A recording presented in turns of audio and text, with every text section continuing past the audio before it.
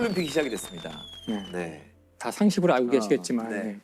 전쟁하지 말자고 적어도 올림픽 기간 중에는 전쟁을 하지 말자 이제 그런 취지로 시작했다고 알려져 있죠. 그래서 언제나 올림픽 기간에는 다 가급적 지금도 현대에도 전쟁을 자제하는 그런 올림픽 하면 떠오르는 범죄 중에 뭐가 있으세요? 저는 도핑 테스트, 약물에 관련된 범죄. 네, 가장 많죠. 사실 도핑이라는 게 역사가 되게 오래됐다고 하더라고요. 특히나 이 70년대, 80년대, 60년대 이때는 굉장히 이게 너무 성행을 했는데 성행했던 가장 중요한 이유 중에 하나가 미소 냉전 시기였잖아요. 그러니까 올림픽이라는 것이 그 두 체제, 공산주의와 자본주의의 체제 경쟁의 장이 됐던 거예요. 여기에 특히 이제 목숨 걸고 뛰어들었던 나라들이 그 당시 소련, 그러니까 지금 이제 러시아죠, 하고 동독이었대요. 동독. 사실 이게 말이 안 되잖아요.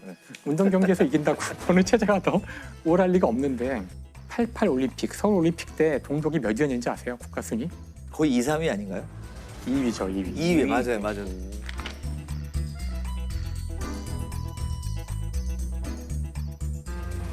동독이 2위를 할 만큼, 그러니까 상상이 되시죠. 뒤늦게 이제 이 사실을 알고서 조사를 해보니 95% 가까운 선수들이 다 약물 주입 받았고, 이 약물이 그냥 주입해서 근육이 잘 붙고 이러는데 도움만 준다면은 모르겠어요. 어떻게 생각하면 또 우리 인간을 증강시키는 효과라고 볼 수도 있겠지만 문제는 이게 이제 부작용이 있는 거죠. 그렇죠. 네. 사실 스테로이드는 우리 피부 뭐 바른 약에도 스테로이드라고 써 있죠. 반드시 있어야 돼요. 그죠? 있어야 되는 약에는 많이들 쓰이는 성분이죠.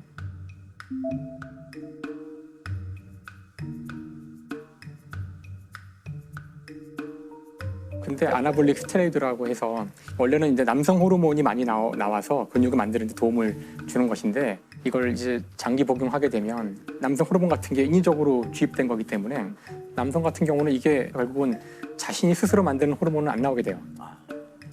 고환이 아주 작아지죠.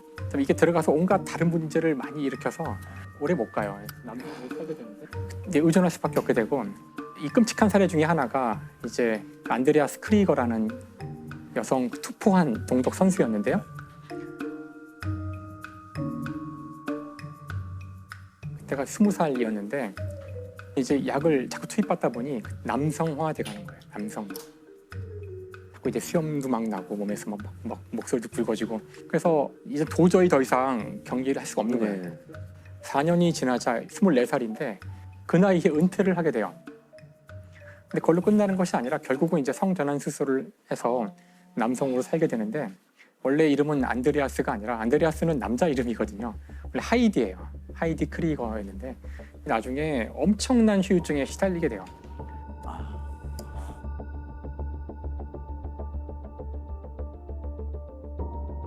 수영에서 세계 신기록을 수립했던 카린 코니그를 비롯한 동독의 여자 선수들 가운데 상당수는 약물 부작용 때문에 성전환됐습니다. 주로 수영과 육상 선수들에게 이 같은 약물을 모두 142명에게 약물을 투여한 것으로 검찰 조사 결과 드러나. 그래서 사실 그 이후로는 올림픽에서 이걸 절대 금지 이제 해서, 그래서 여러분 잘 아시지만 경기 끝나자마자 바로 가서 소변 검사를 다 받아야 돼요. 지금 무조건. 예를 들면 그렇게 걸리는 분들 많다면서요. 그냥 한약 같은 거 잘못 먹고 도핑 테스트에 걸려가지고 그렇죠. 자기도 모르는 사이에 그럴 수도 있죠. 성분이 있어서 메달이 박탈되거나 선수를 못하게 되는 경우도 있었다. 그와 관련된 일도 있었는데 어쨌든 그때 이제 88 서울 올림픽이 열리게 되고요. 그 올림픽에서 가장 충격적인 사건 중에 하나가 벤 존슨이냐 칼로이스와 사실 올림픽의 꽃이라고 할 수 있는 마라톤과 100m 육상이잖아요. 100m 육상에서 당시 최고의 핫 이슈는 칼루이스가 이제 그전 올림픽에서 1등을 금메달을 했었고 이제 2연패를 할 수 있느냐. 근데 벤 존슨은 새롭게 나타난 스타인데, 캐나다. 그렇죠. 세계 신기록을 보유한 사람이에요. 뜨는 이제 새로운 별과 그 오래된 스타와 누가 이길 것인지 전 세계가 이목을 집중시키고 있었고. 차려.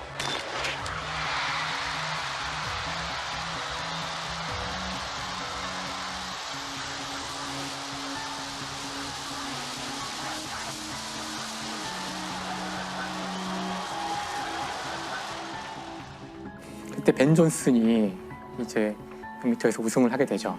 근데 놀랍게도 얼마 후 신문에, 정말 지금도 기억이 나요. 신문 일면에 이따만하게 벤 존슨 약물로 그 박탈당하게 됐다는 기사가 나왔었죠. 근데 결국은 칼 루이스가 진짜 어부지리로 금메달을 따게 되는데 그때 8명의 선수가 결승을 뛰었는데요. 결과적으로 6명이 약물로 걸려요. 결과적으로.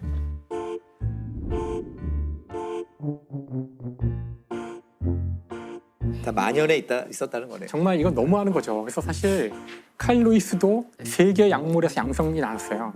나왔는데 이 경우는 이제 가서 설명을 했대요. 뭐 이런 이유 때문에 뭘 먹었는데 그것 때문에 그래서 막 회의를 해가지고 그래 이건 아닌 것 같다 해서 넘겨준 거고요. 그러니까 얼마나 당시에 약물이 만연돼 있었다는 거죠.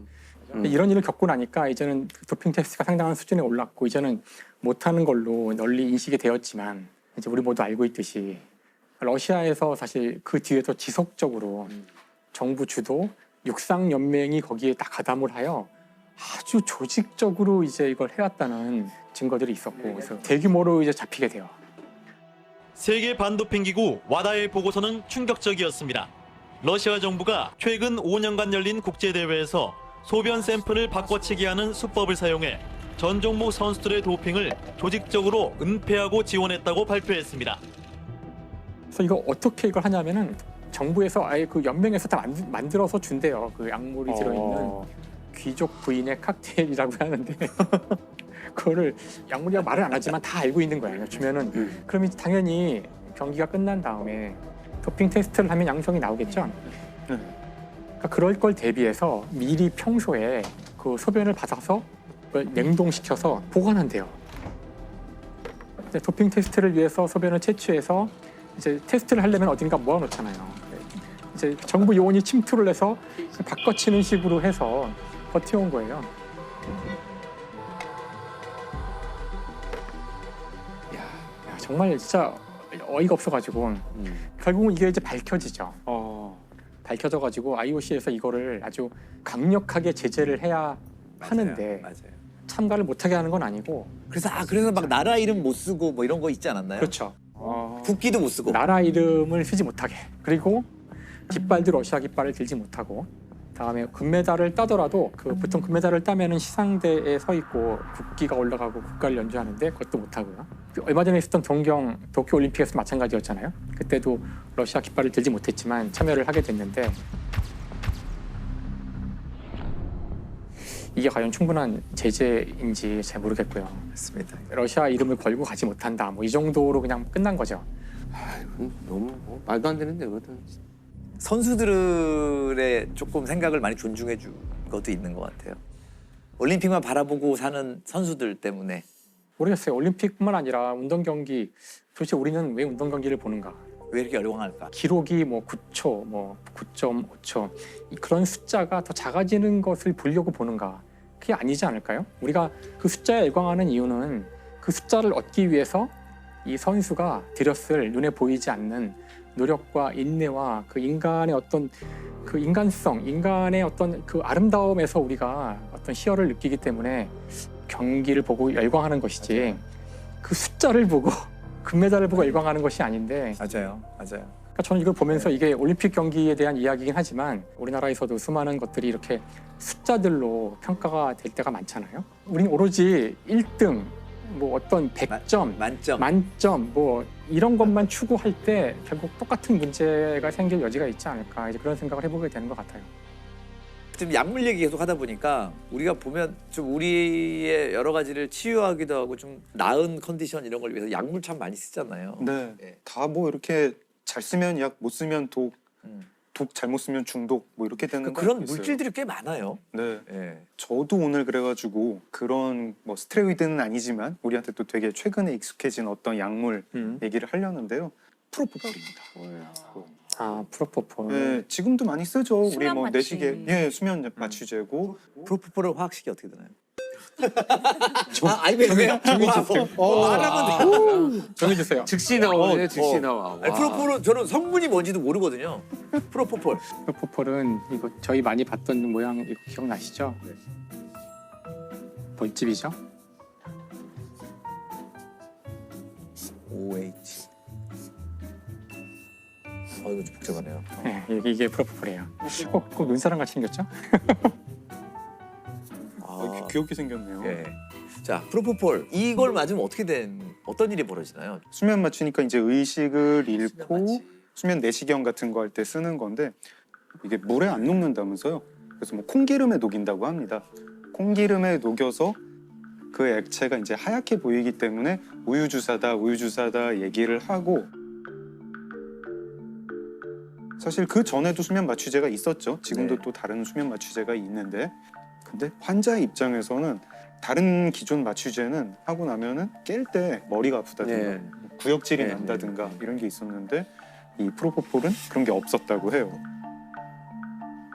그래서 2000년대부터 병원에서 뭐 연예인이라든가 혹은 유흥업소 종사자 같은 분들이 잠을 못 잤는데 이 주사를 맞으면 굉장히 피로가 풀리더라.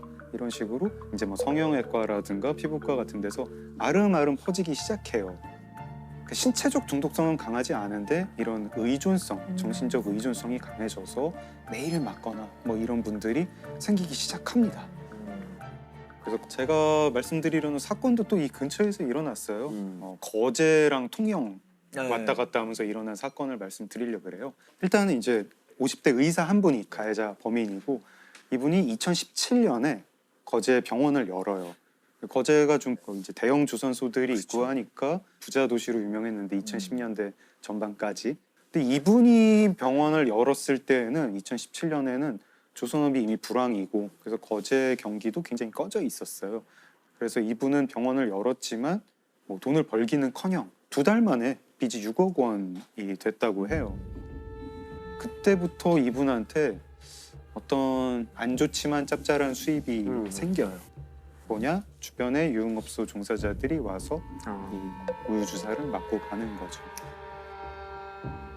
피해자는 이제 A 씨라고 할게요. A 씨가 5월부터 와서 맞기 시작합니다. 보통 프로포폴 10ml를 맞으면은 한 3-4시간 정도 잠이 든다고 해요. 처음에 와서 뭐 6ml를 맞아요. 6ml를 맞고 푹 주무셨나 봐요. 기분 좋았나 봐요. 며칠 있다 또 와서 또 맞아요. 14ml 맞고 그리고 또 며칠 있다가 또 놔주세요. 이번에는 30 몇 ml 이후로 막 30ml 이런 식으로 용량이 늘어납니다. 네, 용량이 늘어납니다. 그러다가 5월 말이 되면 이제 하루에 60ml를 맞게 돼요. 10배를 더 맞은 네. 거네요. 그러다가 6월이 되면 6월 12일부터 24일까지 13일 동안 매일 맞으세요.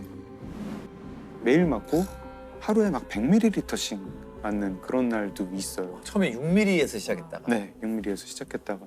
그래서 그리고 병원장도 이제 걱정이 되죠. 계속 와가지고 이 주사를 놓으니까 당신 지금 프로포폴에 중독이 되는 것 같다.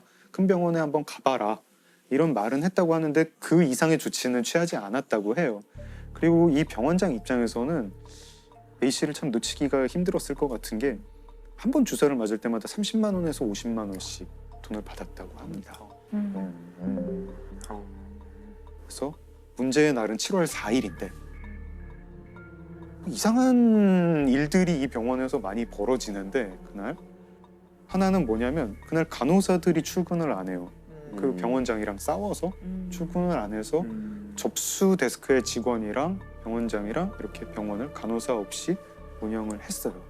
그리고 이 A 씨가 와서 프로포폴 주사를 맞았죠. 처음에 12ml를 투약을 합니다.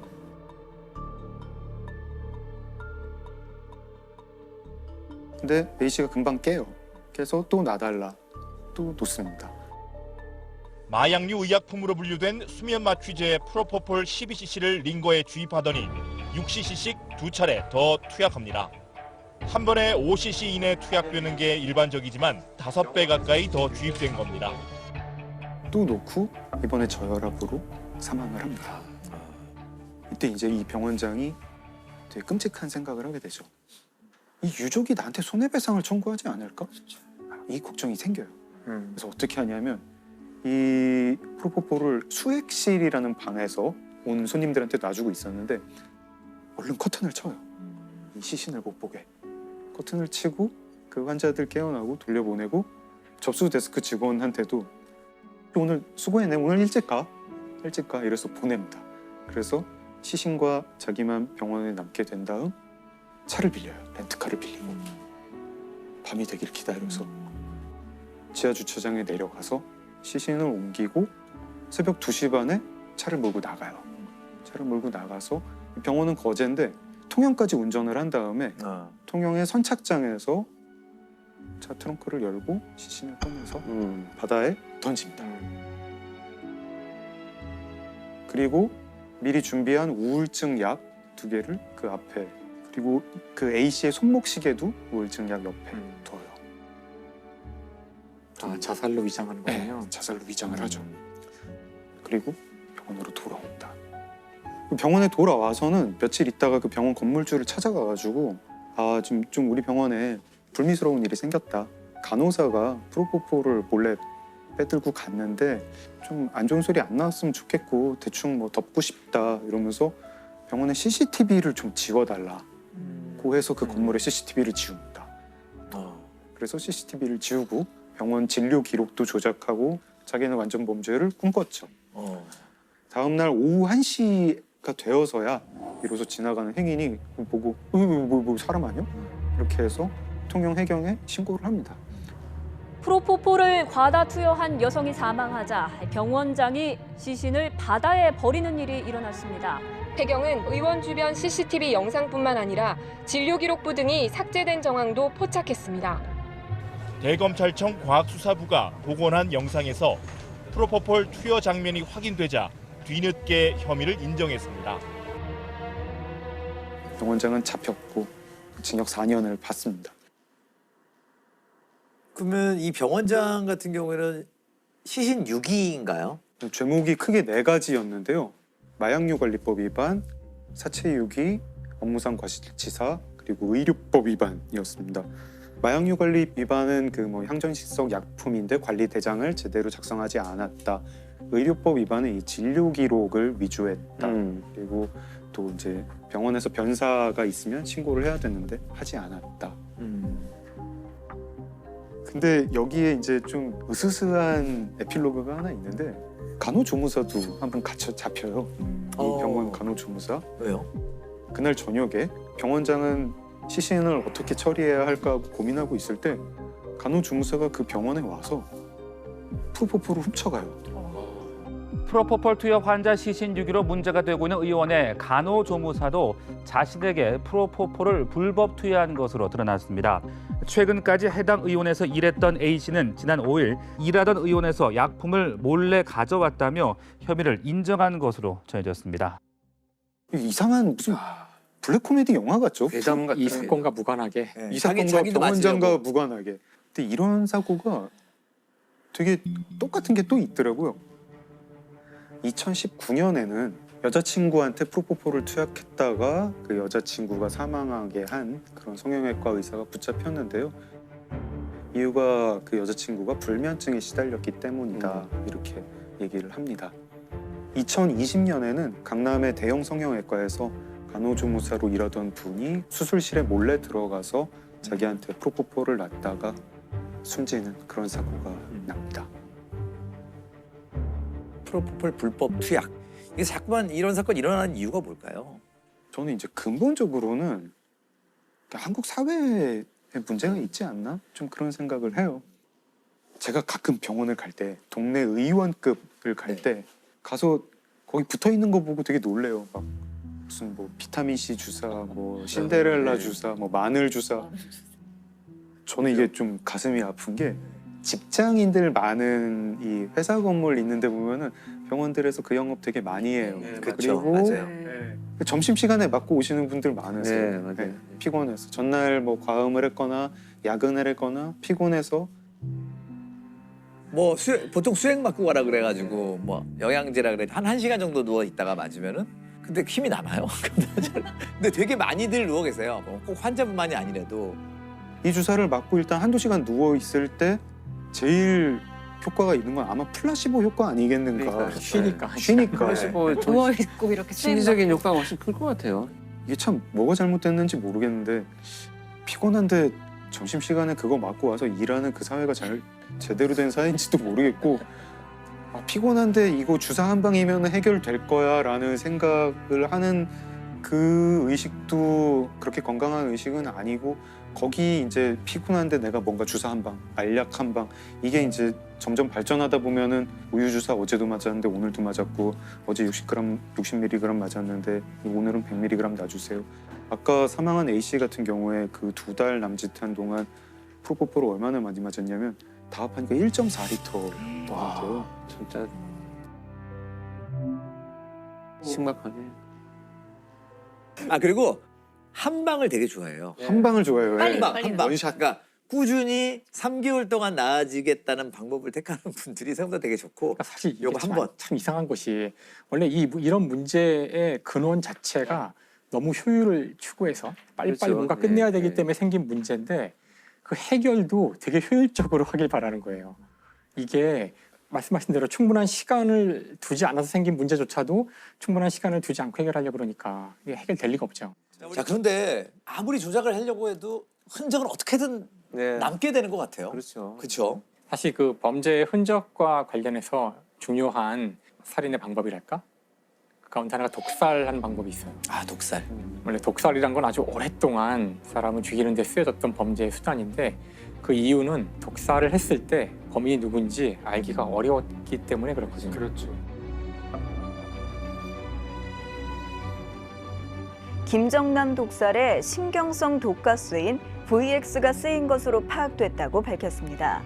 블라디미르 푸틴 대통령의 정적으로 꼽히는 러시아 야권 운동가가 독극물 중독 증세로 입원했지만 중태입니다.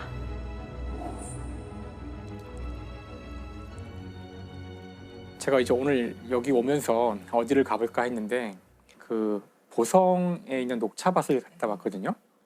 이제 되게 이국적인 풍경이던데 네, 가보고 싶은 풍경이라 우리나라 아닌 아닌 줄 것 알았어요. 같죠. 처음 그래서 나올 때. 오늘 제가 바로 거기를 갔다 왔는데요.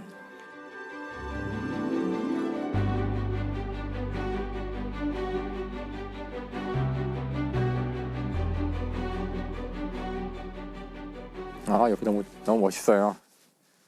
우리나라 같지 않네요. 근데 모양이 좀 특이하다. 위에서만 보다가 이 나무가 되게 꼬불꼬불해요. 안에가.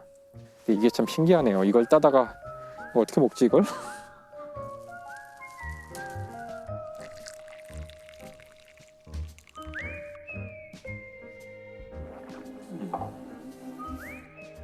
이게 지금 제가 가져온 녹차죠. 네. 네, 사실 여러분 드시는 네. 녹차가 아, 어쩐지. 네, 거기서 가져온 녹차입니다. 맛이 좋더라. 교수님 막 따신 건 아니죠? 따고 싶었는데 지금 따는 시기가 아니어서 따지 못했고요. 그래서 이 녹차, 사실 녹차와 홍차는 같은 잎으로 만들어지지만 이제 어떤 식으로 그 처리하냐에 따라 달라지는 건데 유명한 그 사건이 하나 있어요. 이른바 방사능 홍차 사건. 들어봤는데 저는. 러시아에서 푸틴이 그렇죠. 아, 진짜 거기는 떠드는 얘기만 보면 대통령이 직접 홍차 한잔 할까요? 이런 식으로. 이 이야기는 그 러시아의 비밀 요원이죠. 알렉산드르 리트비넨코라는 사람이 있는데 이 사람이 러시아를 벗어나서 영국에 망명을 하게 돼요. 더군다나 이 사람이 영국에 가서 그냥 가만히 있었던 것도 아니고 막 그 현재 러시아 정부를 막 비판하고 아마 러시아 입장에서는 눈에 가시 같은 존재였을 수 있어요. 근데 이 사람이 어느 날 러시아에 있을 때 동료였던 두 사람을 만나게 되는데 두 사람을 만나고 와서는 갑자기 막 몸에 이상이 생겨서 몸이 막 뒤틀리고 이러다가 곧 죽게 돼요. 머리칼이 다 빠지고 혈색을 잃어버린 남성, 전직 러시아 스파이 리트비넨코의 사망 직전 모습인데요. 자신을 이렇게 만든 건 푸틴이라며 처참하게 죽어가는 모습을 스스로 공개해 전 세계가 충격에 빠졌습니다. 푸틴 정권을 공개적으로 비판해 러시아 정부의 눈에 가시였던 리트비넨코. 지난 2006년 11월 런던의 한 식당에서 전직 동료들을 만나 녹차를 몇 모금 마신 뒤 며칠 지나지 않아 구토와 극심한 복통을 호소했습니다. 그러니까 사람들이 이 사람이 이건 중요한 사람이기 때문에 왜 죽었을까? 그래서 이 사람을 부검하고 조사를 해봤더니 놀랍게도 이제 이 사람의 혈액에서 폴로늄이라는 방사능 물질이 검출돼요. 네. 폴로늄. 아마 들어보시지 못했을 확률이 굉장히 큰 물질인데요. 네. 폴로늄. 그 일반적으로는 존재하기가 거의 힘든 인공적으로 만들어지는 방사능 물질이에요. 이것도 화학 기호가 있나요? PO, 폴로늄. 그래서 폴로늄은 언제 이게 저희가 그 공부하다가 듣게 되냐면은 퀴리 부인 할 때 얘기가 나와요. 퀴리 부인. 네, 퀴리 부인이 먼저 폴로늄에서 폴로늄을 추출하고 방사능 물질, 그 다음에 나중에 라듐을 추출하게 되는데 폴로늄을 붙인 이유가 그렇죠. 조국 폴란드에 이름을 붙인 거예요. 이 방사능 물질 폴로늄을 살인 도구로 썼다는 뜻은 이건 전 세계 몇 개 나라밖에 할 수가 없는, 그것도 최고위 어떤 그 정보부라든가 이런 데서밖에 할 수 없는 그런, 평소에 보통 사람들은 얻어낼 수 없는 물질이라는 얻어낼 수 없어요. 우리 여러분 접근할 수도 없고 이거 볼 수도 없어요. 일반적으로는. 그러니까 다른 독극물을 써도 되는데 굳이 그걸로 죽인 그럼 이유가 우리가 죽인 거 맞아라는 거 은근히 알리는 거네. 네. 보복한 까불지 거야. 말아야. 그렇죠. 결국 2016년 영국 정부는 그 러시아의 푸틴이 이 살인 사건의 배후인 것 같다라고 공식 발표하게 됩니다.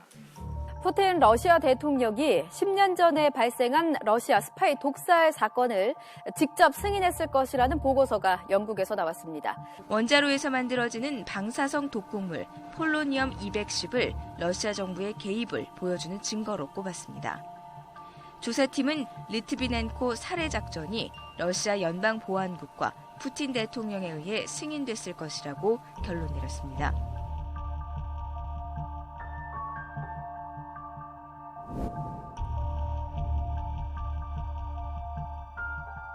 되게 잔인하면서도 되게 선전적이네요. 살인 방법이.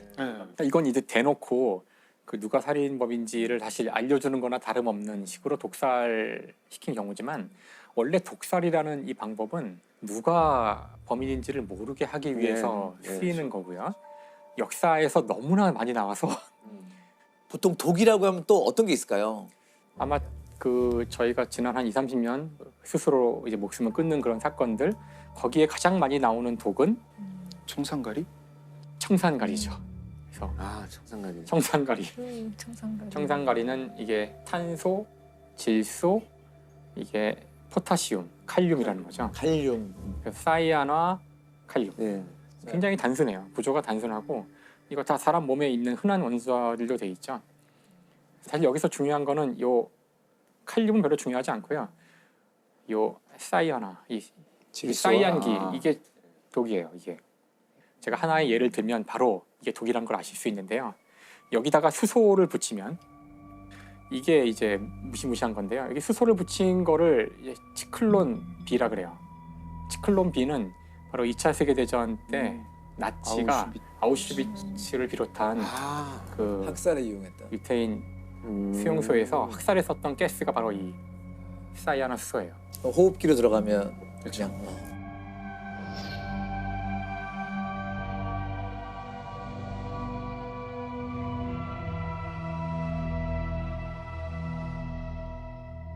이게 얼마나 효율적인 독인지는 이미 2차 세계대전 때 검증이 된 거죠. 그래서 이게 사실 몸에 들어오면은 이게 그 어떤 역할을 하냐면은 사람의 몸의 세포에는 미토콘드리아라는 게 있어요. 미토콘드리아는 쉽게 얘기해서 에너지 공장이에요. 그 산소와 음식물을 결합하는 그 반응이 일어나는 곳이 바로 미토콘드리아인데요.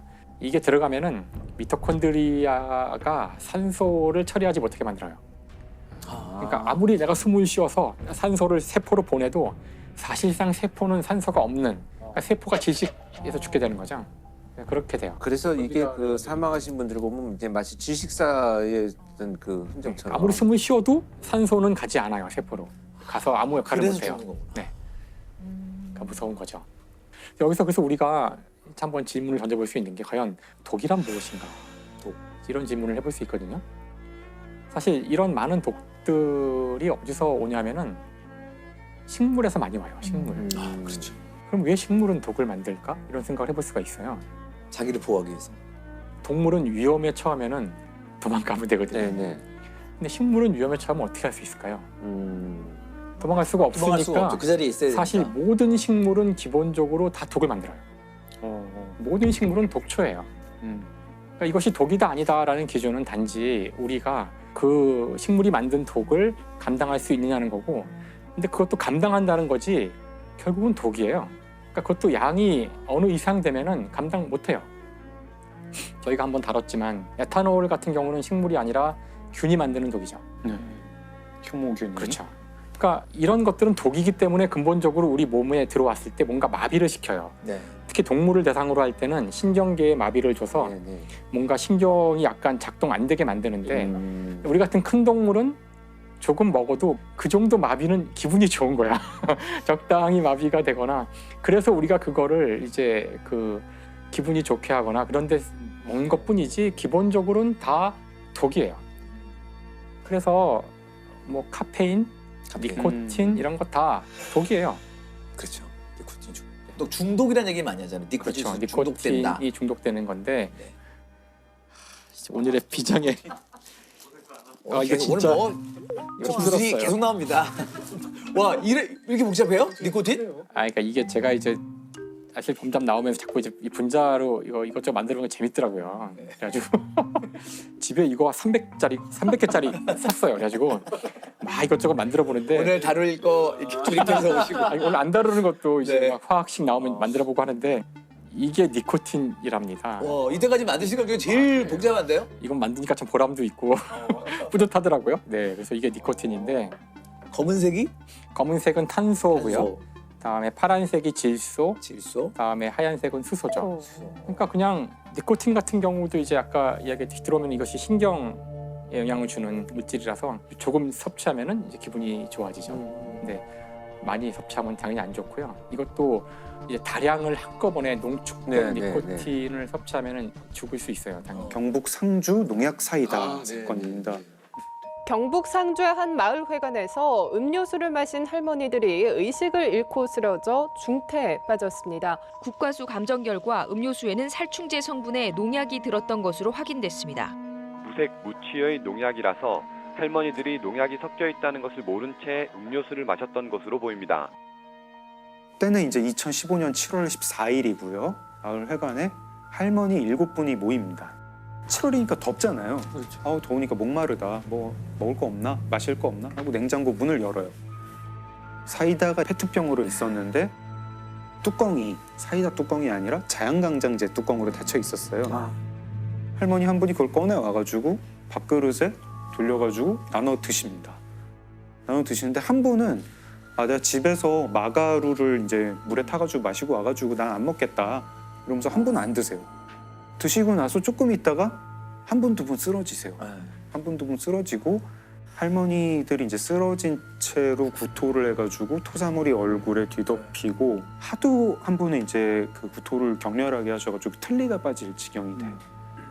제일 젊었던 할머니가 비틀거리면서 나가요. 마을회관 옆집에 살던 할머니가 마당을 기어다니던 할머니를 보고 형님 왜 그래요? 이러면서 119에 신고를 합니다. 그 마을회관 안에는 할머니 5분이 계속 발작을 하고 계신 거예요. 근데 그 안에 할머니 5분이 있다는 걸 구급차가 몰라요. 아이고 이런. 신고를 한 분만 했구나. 거의 1시간 가까이 돼서 이 5 할머니는 그때서야 병원을 가는 거예요. 그 할머니 6분 이제 다 중태에 빠지시고 결국 2분은 돌아가세요. 경찰이 당연히 오죠. 마을회관에 있던 모든 액체를 다 수거를 하고 금방 밝혀내요. 뭐 들어있다. 네. 사이다와 특정 성분의 살충제가 섞여 있었다. 이거는 그러면은 계획적인 범죄고 살인 범죄다. 수사를 하죠. 마을 입구에 CCTV가 있어요. 외부인 온 사람들을 다 수색을 해요. 근데 외부인 중에는 없는 것 같아요. 외부인 중에는 없는 것 같고 그럼 내부인인가? 이 마을 너무 작아가지고 마을 사람들 다 서로 알고 다 형님 동생하고 누가 원한 가진 사람도 없는데 이게 어떻게 이럴 수가 있지? 자연스럽게 의심의 방향은 왜 할머니가 7분이 모였는데 한 분만 사이다를 안 드셨나? 안 드신 분. 네. 그 안 드신 분한테 이제 수사 초점이 모아가게 되죠. 수사를 할 때 의심스러운 부분들이 많이 나와요. 그 할머니가 타고 다니는 전동 휠체어가 있는데 거기서 농약 성분이 나오고 이 할머니 옷에서 그 살충제 성분이 나와요. 제일 또 의심스러운 거 하나가 그 할머니 집에 그 마당 뒷뜰에 뚜껑 없는 자양강장제가 나오고 그 자양강장제 안에 살충제가 성분이 나와요. 그리고 할머니 집에서 자양강장제가 9병이 더 나오는데 그 9병이랑 마당에서 발견된 한 병이랑 유통기한이랑 제조번호가 같아요. 같은 세트네요. 네, 같은 세트. 10개짜리 한 상자를 사서 하나를 마시거나 비우고 거기에 살충제를 넣어서 마을회관에 가서 사이다를 탄 거 아닐까? 이제 경찰이 이 할머니를 용의자로 특정을 하고 체포를 합니다. 저는 경찰청에서 제가 근무할 때여서 투입이 됐어요. 이분이 마을회관으로 가는 동선이 늘 있어요. 네. 늘 있는데 공교롭게도 그랬는지 아니면 자기가 범행을 하려고 하는 긴장도 때문에 그런지 그날 다른 곳으로 가요.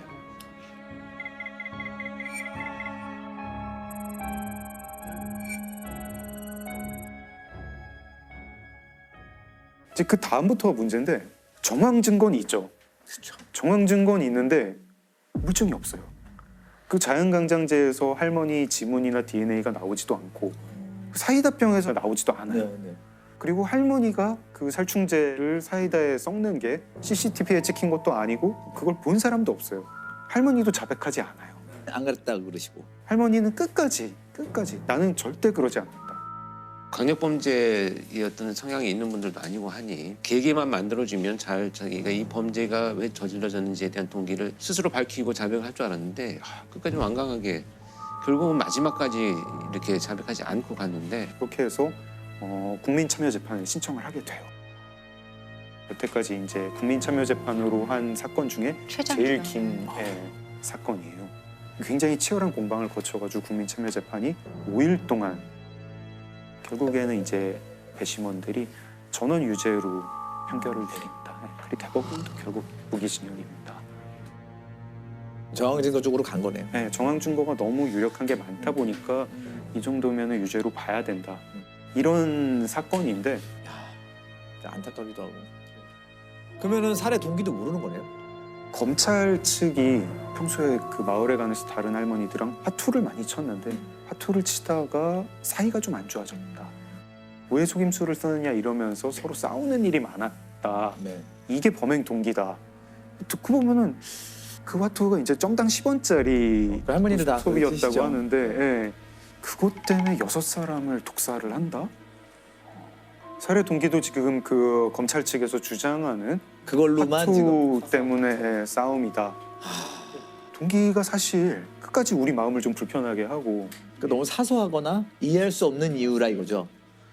근데 농업 전문지에 농민분들이 이제 칼럼 쓰는 거를 보면은요 이런 게 되게 되풀이해서 나와요.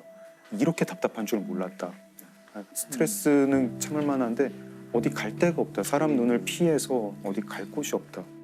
특히 이제 여성 농민 같은 경우에 거기 지역 전체가 이제 가부장적인 분위기고 남편이 또 이제 굉장히 가부장적인 사람인 경우에 자기 이 쌓인 한을 어디다 풀 데가 없는 거예요. 네. 실제로 이 상주 농약 사이다 사건 판결문에 이렇게 적혀 있습니다. 피고인은 1950년경 남편과 결혼 후 극심한 가정폭력에 시달려 순탄치 않은 40년의 결혼 생활을 해왔다. 피고인은 오랜 기간 누적되어 온 강압적 환경에 대한 스트레스 및 폭력에 의한 억압, 자존감 저하로 인하여 급기야 사소한 감정 문제에도 심한 분노를 느끼는 지경에 이르렀다. 제가 종합보고서에 썼던 내용이거든요. 학대받는 여성 증후군의 증상들을 조금 나타내셨어요, 이분이. 실제로. 그 문제로 인해서 이분이 자기가 뭔가 침해받는 것에 대해서 너무 예민한 반응을 해오셨어요. 그러니까 분노나 이런 건 조절이 잘 안 되고 내 텃밭에 누군가 옆집에서 팔을 한 2단만 여기 심어놓게요 해도 뽑아서 막 던져버릴 정도로 이제 감정이 극단적으로 왔다 갔다 하는 약간 문제가 있어서 이게 누적되어 와서 나를 무시하고 속여 나를 계속 뭐 이런 것이 이제 촉발되었다고 보는 거죠. 씁쓸하게 또 저희 마음을 좀 무겁게 만드는